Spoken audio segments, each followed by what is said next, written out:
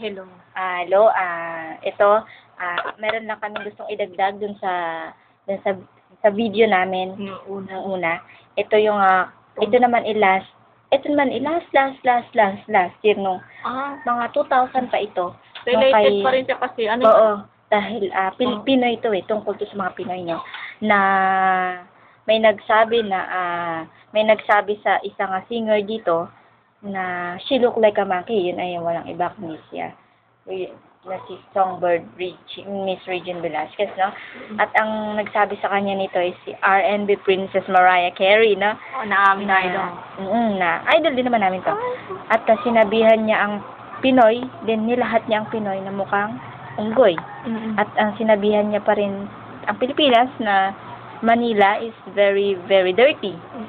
Ewan ko kung totoo ito, pero kwento kasi ito At na-research namin.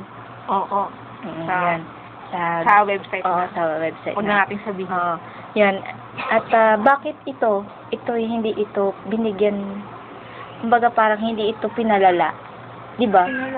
Parang hindi, sa bagay, yung ito namang nangyari noong August 23, 2010, karumal-dumal.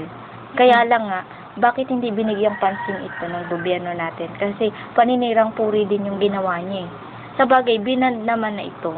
Binand nang ang pagpunta dito ni Mariah Carey. Kaya lang, noong 2003, nandito pa rin siya. Nag-concert pa rin siya dito. So, ano ang ibig sabihin nito? Bakit ganito, di ba? Pwede na. Okay lang siya magsabi. Okay lang, ganon. Porket. Di ba? Ang mga producer ng mga, nung nag-concert siya dito, mga producer na puro Pilipino. Pilipino bang producer? Ewan ko. Ang kasi, di ba, sinabay niya tayo. Hindi kasi nung nag-concert nga si Usher dito, ang producer, si Iliana, si Jomar Iliana. So, ibig sabihin, may Pilipino ring producer. Depende. Di ba? Depende. Kaya Pinoy tayo Di ba? Mali yung masabi natin, delikado. Sa bagay, delikado. Pero, ang alam ko kasi, kapag magko-concert ka, halimbawa, ikaw, singer ka, Hollywood, international. Halimbawa, pupunta ka sa Hong Kong, gano'n. Tapos, magko-concert ka doon. Meron din, syempre, yung mga taga-Hong Kong doon na may producer na mga taga doon. Kasi nung nag-concert nga dito si Usher, may Pilipino. Ayun nga, si ano. Pero ewan ko kasi, bakit siya nakapag-concert dito kung walang producer na Pilipino? Diba? Kaya yun lang naman, nasabi namin to kasi nga, sinabihan tayo ng Oo, kasi ni Mariah Carey. Kasi sa concert ni Regina na panood ko, na meron siya doon na, nakatali siya na meron siyang pakpak ng butterfly. Na habang bumababa siya. Doon yun, ewan ko kung concert yun. Doon yata sa pelikula ni Robin Padilla, no? Kanina napanood ko, Till I Met You. Till I Met You naman. Kay Robin at kay Regine. Yun, basta yun, bakit ganun, di ba? Di ba parang paninirang puri na yung ginawa niya? Kasi lahat ng Pilipino sinabihan niya. Di ba? Di ba pinaalala pa kayo ni Freddy Aguilar? Oo, pinaalala pa ni Freddy Aguilar nung kasalukuyang hinuhuli yung kanyang pamangkin na si Jason Ivler naman. No? Ay, Jason Ivler ba? Oo, tama. Jason Ivler. Nasabi ba niya yun? Oo. Ay, hindi. Ay, hindi pala yun. Iba pala yun. Palay na tayo ng palay. Wala tayo sa hostage drama. Hindi, okay lang. Hindi tama. Baka yun yung mga oras na. Kasi nga, di ba, kumakanta sila. Oo, sila Charis Pimpenko and Arnel Pineda. Tapos si Gary V din. Diba? Kasi English daw ang kinakanta nila. Dapat daw Pilipino naman daw yung... Pero hindi yun hindi pala yun na ano lang ako, na misinterpret lang ako doon sa sinabi ko dahil yun ay connected kasi siya kasi ang nanay ni Jason Ivler ay kapatid ni Fred. Sorry sa mga nakakapakinig nito na. At ayun, nag-aano rin kami ng nakikiramay kami dun sa mga namatayan dun sa hostage victim ba yun?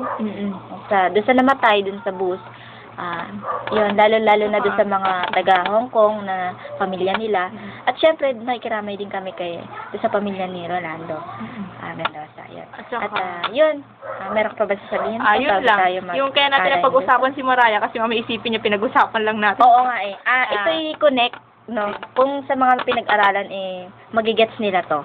No? Pero lahat siguro magigets ng lahat na bakit natin pinag-usapan yung sinabi ni Mariah Carey? Kasi nga, yung mga Hong Kong, mga taga Hong Kong, sinabihan tayo ng monkeys Oo sa nga. Facebook. O, diba? Yun lang. Ay, Bakit? alam mo, kung ako nakarinig nun at kung ako nakabasa nun, re-replyan ko yon.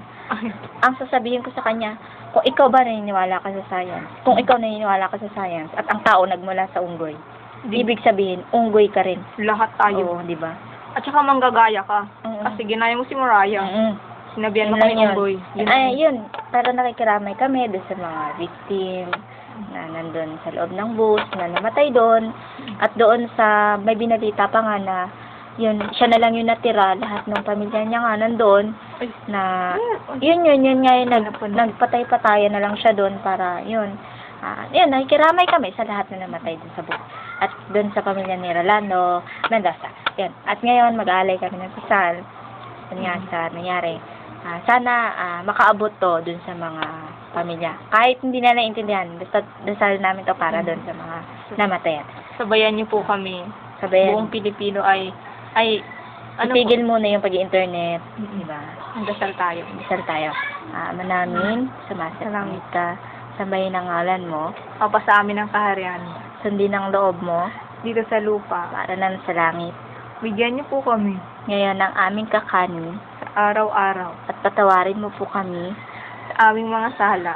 para ng pagpapatawad namin, Na nagkakasala sa amin. at huwag mo po kaming Ipahintulot sa tukso. at iadya mo po kami sa lahat ng masama.